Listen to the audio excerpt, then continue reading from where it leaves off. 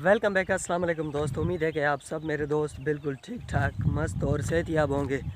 तो अल्लाह के फजल से और करम से और बिस्मिल्लाह का नाम पढ़कर आज के व्लॉग को करते हैं स्टार्ट। तो मुझे उम्मीद है कि आप तो बिल्कुल ठीक ठाक और सेहतयाब हो गए, लेकिन मैं जो है 4-5 दिनों से बिल्कुल भी सेट नहीं हूँ, क्योंकि जो है बुखार खांसी उन्होंने जो है मेरी हालत को कुछ अलग कर दिया, तब्दील कर दिया है।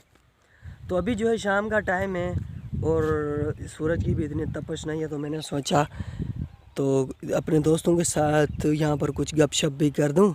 4-5 दिन हो चुके हैं तो अपने फसल में मौजूद हूँ।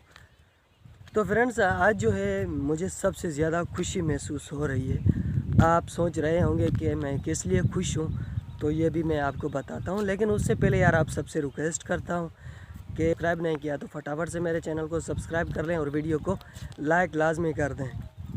तो फ्रेंड्स, बड़े यूट्यूबर्स के तो हज़ारों की तादाद में फ़ैन होते हैं, उनके जो है चाहने वाले होते हैं, लेकिन छोटा यूट्यूबर को कोई सहारा देने वाला भी नहीं होता है। अगर छोटे यूट्यूबर को कोई सहारा देता है तो आप खुद अंदाज़ा लगाएं कि उतने उसको कितनी जो है ज़्यादा खुशी महसूस होगी। तो तकरीबन 4-5 दिन पहले मेरे एक व्लॉग पर जो है थल का बादशाह, एक यूट्यूब चैनल, उस भाई का नाम है थल का बादशाह, उस यूट्यूब चैनल का उसका नाम है भाई का। तो उन्होंने मुझे, भाई ने कमेंट किया है, आपको स्क्रीन पर भी जो है नज़र आ रहा होगा कि भाई मैं आपका बड़ा फ़ैन हूँ, अल्लाह ताला आपको कामयाब करे। तो सुम अमीन मेरे भाई, मैं आपका दिल से शुक्रिया अदा करना चाहता हूँ।